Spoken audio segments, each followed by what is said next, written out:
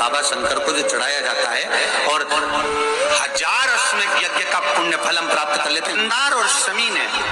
दोनों ने मिलकर भगवान शिव की आराधना करी और देवादिदेव महादेव ने वर दे दिया। सुनो शमी और सुनो मंदार, यदि कोई भूल से भी आपकी पत्ती, आपका पुष्प मुझे समर्पित कर देगा, सुनो मंदार, सुनो शमी, अगर कोई भूल से भी आपकी पत्ती, आपका पुष्प मुझे समर्पित कर देगा, उसे 1000 अश्वमेध यज्ञ के स्नान का जो पुण्य होता है वो एक क्षण में प्राप्त होगा। 1000 अश्वमेध यज्ञ का पुण्य, 1000 अश्वमेध यज्ञ का पुण्य एक क्षण में प्राप्त हो। ये मंदार, ये शमी, 1000 अश्वमेध यज्ञ का पुण्य एक साथ। शमी की पत्ती देखिए आप लोगों ने, जम के तो बोले जरा, देखिए मंदार पुष्प भी देखा हुआ है। अब शमी की जो पत्ती होती है, उस शमी की पत्ती को भगवान देवादिदेव महादेव पर चढ़ाने का, शमी की पत्ती जो होती है उस शमी की पत्ती को चढ़ाने का एक नियम भी होता है। थोड़ा सावधानी से सुनना इस नियम को, जो आपके जीवन को सार्थक बना सकता है। शमी की पत्री को चढ़ाने का एक नियम है, बड़ा सुंदर नियम, आपके जीवन में उतारने लगा। महाराज, जब सारा श्रृंगार मेरे देवादिदेव महादेव का हो जाए, बहुत ध्यान से सुनना, ये प्रसंग आया नहीं पहले, आज अगर कुबेरेश्वर बाबा की पावन धरा पर यह प्रसंग निकला है तो उसको ध्यान से सुनिए। पत्ती, शमी की जो पत्ती होती है, उस शमी की पत्ती को कब, कैसे और कहां चढ़ाना चाहिए, और शमी की पत्ती का फल क्या होता है वो भी अभी हम समझ लें उसको। शमी की पत्ती, संपूर्ण स्नान भगवान का हो जाए, संपूर्ण स्नान आप समझे उसको। जैसे ये शिवलिंग है, जलाधारी, जल निकल कर जाने का स्थान, गणेश, कार्तिकेय, अशोक सुंदरी, जलाधारी मतलब माता पार्वती जी का हस्त कमल, शिवलिंग शिव का स्वरूप, ऊपर जो जलाधारी लगी है उसमें से एक एक बूंद जो पानी नीचे गिर रहा है, जो पानी नीचे गिर रहा है, शिव जी की बेटियां जया, विषहरा, शामली बारी, दौतली, देव, शिव जी की पुत्री बेटी। जब देवादिदेव महादेव को शमी का पत्ता चढ़ाया जाता है, कब चढ़ाते हैं, जब आपने संपूर्ण जलाधारी को हाथ से साफ कर दिया हो, शिवलिंग पर जल चढ़ा दिया हो, शिवलिंग का पूरा श्रृंगार आपने कर दिया, संपूर्ण श्रृंगार मेरे देवादिदेव महादेव का हो गया, संपूर्ण श्रृंगार। बाबा को चंदन का लेपन, अबीर, गुलाल, अक्षत, बेलपत्र, धतूरा, जो भी तुम्हें चढ़ाना है सब कुछ तुमने चढ़ा दिया, सारा श्रृंगार मेरे देवादिदेव महादेव का हो गया। तब शमी की पत्ती को मां जगतजननी की जो जलाधारी है उस पर मात्र स्पर्श कराकर शिव के शिवलिंग पर आखिरी में समर्पित कर देना चाहिए, जिससे हमारी मन की जो कामना है वो मां जगतजननी देवादिदेव महादेव से उनके कानों में श्रवण कर। शमी पत्र का एक बात और स्मरण में रहे, शमी पत्र की बहुत एक बात और अपने स्मरण में लीजिएगा। शमी पत्र जैसे शिवलिंग, जलाधारी और स्थान,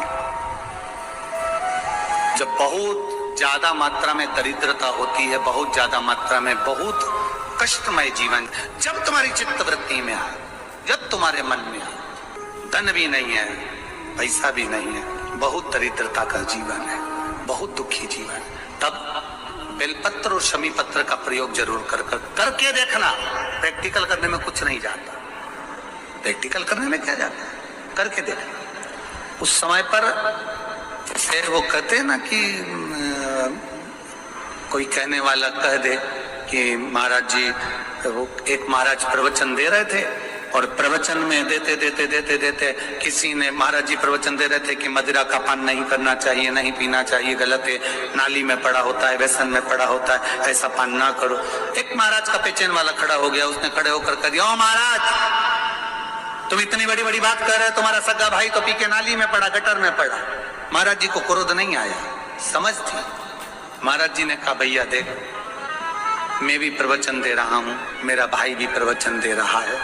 मैं मुंह से समझा रहा हूँ कि पीकर लोग नाली में गिरते हैं, गटर में गिरते हैं, मेरा भाई प्रैक्टिकल करके दिखा रहा है कि मत पिया।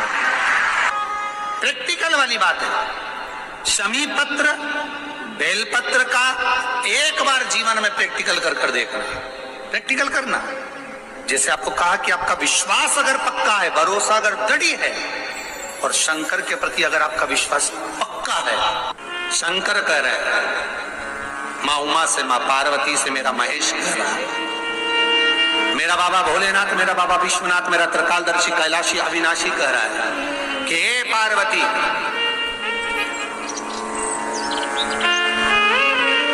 एक बीला, एक बेल जो मुझे समर्पित करता है,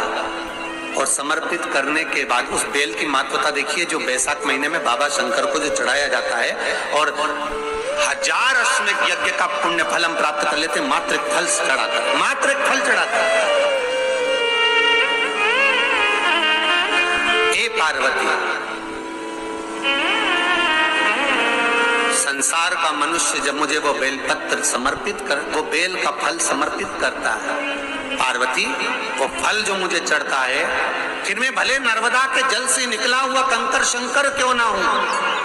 फिर चाहे मैं गंगा के जल से निकला हुआ कंकर शंकर क्यों ना हूं, चाहे फिर मैं यमुना के जल से निकला हुआ कंकर शंकर क्यों ना हूं, चाहे मैं सरयू के जल से निकला हुआ कंकर शंकर क्यों ना हूं, चाहे मंदाकिनी के जल से निकला हुआ कंकर शंकर क्यों ना हूं, हे पार्वती, फिर जो भी शिवलिंग पर वो बेल समर्पित होता है, वो बेल उठाकर जीवन अपने कार्य में ले सकता है। ये माँ उमा से कह रहा है। तो उस बेल की महत्वता जानेंगे। अब अपन उस बेल को जानने के लिए वापिस स्कंद पुराण में चले, तो स्कंद पुराण में लिखा हुआ है कि जो बेल बैसाख के महीने में शंकर को चढ़ाया जाता है,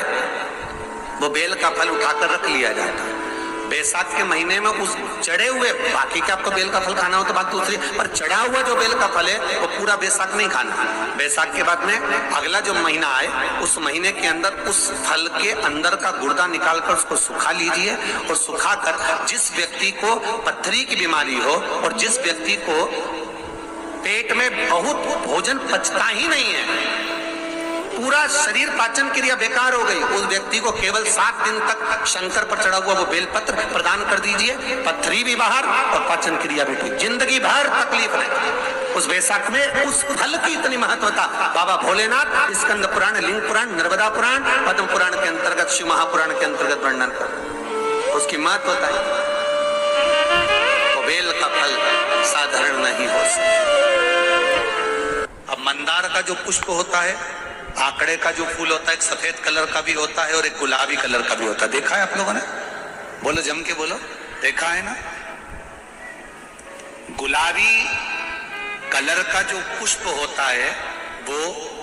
आप मंदार का, आंकड़े का जो गुलाबी कलर का पुष्प होता है, आप टीवी पे देख रहे होंगे, एक सफेद देख रहे होंगे, एक मंदार का गुलाबी फूल, नीला कलर का फूल देख रहे होंगे। जो नीला कलर का जो पुष्प होता है, गुलाबी कलर का जो आंकड़े का फूल होता है, प्रयास करना, जब किसी विषम परिस्थिति में फंस गए, विषम परिस्थिति, जब आपको लग रहा है कि मुझे बहुत भय लग रहा है, कुछ पूरा होने वाला,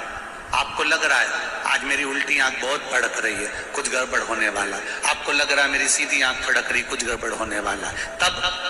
केवल वो नीला जो गुलाबी पुष्प है मंदार का, उसको कहीं से लाकर शिवालय में अशोक सुंदरी वाली जगह पर स्पर्श कर कर शिवलिंग पर आप चढ़ा दीजिए। आपकी विषम परिस्थिति कैसी भी होगी, वो रास्ता बनाकर बाहर निकल जाएगी, आपको फंसना नहीं,